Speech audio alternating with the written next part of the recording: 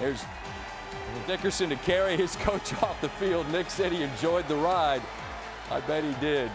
And Nick Saban with a smile on his face joins us. And Nick, I can't help but think of how often you and I, through the years that I've been lucky enough to have this show, have visited after you guys have won.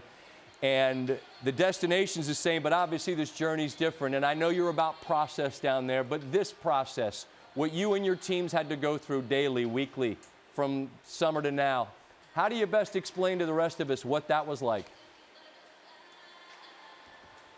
Well, I think this team, I told this team in the very beginning when we knew we were going to have a lot of disruptions that the team that handles the disruptions the best is the team that's going to have the best chance to be successful in the end. And this team really did it. And if you talk to the players, they actually say that a lot of the disruptions and a lot of the things that we weren't able to do, whether it was spring practice or summer conditioning or whatever it was, actually made the team closer. And we became a better team because of some of the disruptions, which I was actually surprised to hear. But certainly they demonstrate that in the way they compete and play.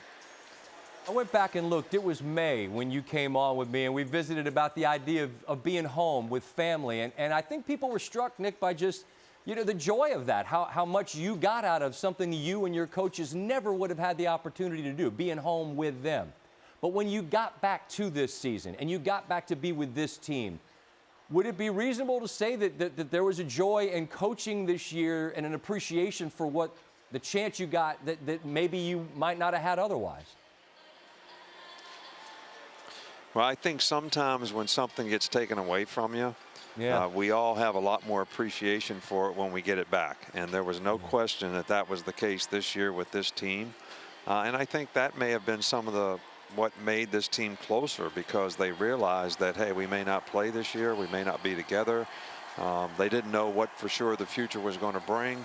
And I think when they all did come back, they really appreciated that we had an opportunity to play and wanted to do all they could to have success, and they certainly did it in a very fine fashion. I know it's about team, not one guy, but as you saw the highlight we were showing, clearly Devontae was featured in it, and he's special, he's unique. This night was. I just wonder how those words describe this young man who, as we know, he could have gone for that paycheck but decided to stick around, and he is rewarded with a title. How special, how unique is that young man? Well, he's a unique person in the kind of leadership that he has, the kind of competitive spirit he has, and I think Smitty would be successful in any endeavor that he wanted to try, in his life. He's obviously going to have a career as a football player, but I think he created a lot of value for himself by coming back. I think sometimes people don't realize how much value guys create going from the second to, Sure. maybe a top 10 pick or whatever, which the way he competed and played this year, and he's the ultimate team guy. I mean, he sets a great example for his teammates. He cares about his teammates, sets a great example for them every day. And I tell you, he's hard to beat. I mean, I just love that guy.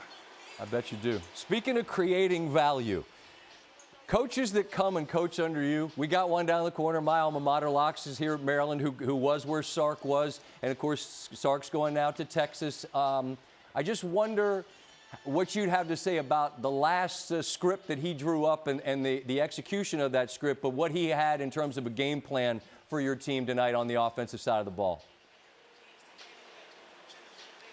Well, Sark's done a great job for us all year long, and absolutely did a really, really good job. Some people would have a difficult time taking the head coaching job at Texas the day or two after we, beat Notre Dame, and then stay focused on what they needed to do.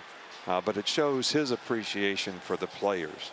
And I think that's something that I really admire in him, because that's something that I've always, tried to really make the most important thing in being a coach, that you care about the players and you want to do what's best for the players. And I wanted to win this game tonight for our players because of what they had accomplished and what they'd done all year long. And it was really special for me to see them have success in the game tonight.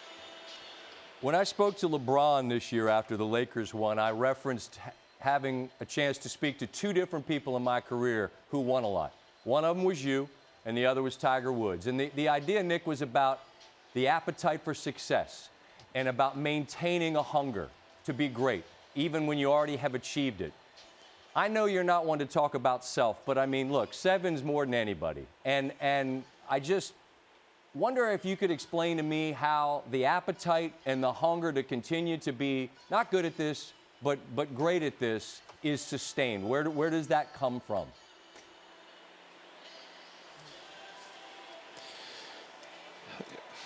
Well, you've heard me say before, I hate to lose, and I don't care how much you win, you still hate to lose. Yeah. And you can talk about the 7 that we won, but the 2 that haunt me are the 2 that we lost.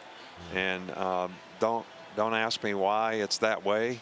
I have a lot of pride in performance and want to try to do the best I possibly can as a coach to have the best program that creates value for the players. I'm talking about value in terms of personal development, academics, and graduating and developing careers off the field. Career development and as football players. I mean, sure. And I think that's one thing that people overlook about the program is we really do try to create value for players, and I think that's why we get a lot of good players. Well, you stand alone, but you do share a common thread with some of the best coaches and players I've ever talked to in all the years I've done this. It seems that the losses are more memorable and haunt more than the wins. But my God, you got so many wins to remember, Nick. I certainly hope that as you lay down tonight, you're thinking about the wins and this one, which you and your guys earned, because this was a remarkable team you coached. It seems you were never stressed. I'm sure that wasn't the case, but you made something that's really hard look really easy. And as always, I'm grateful for your time. All the best to you, all right? I appreciate it. Thank you so much. Thanks for watching ESPN on YouTube. For live streaming sports and premium content, subscribe to ESPN+.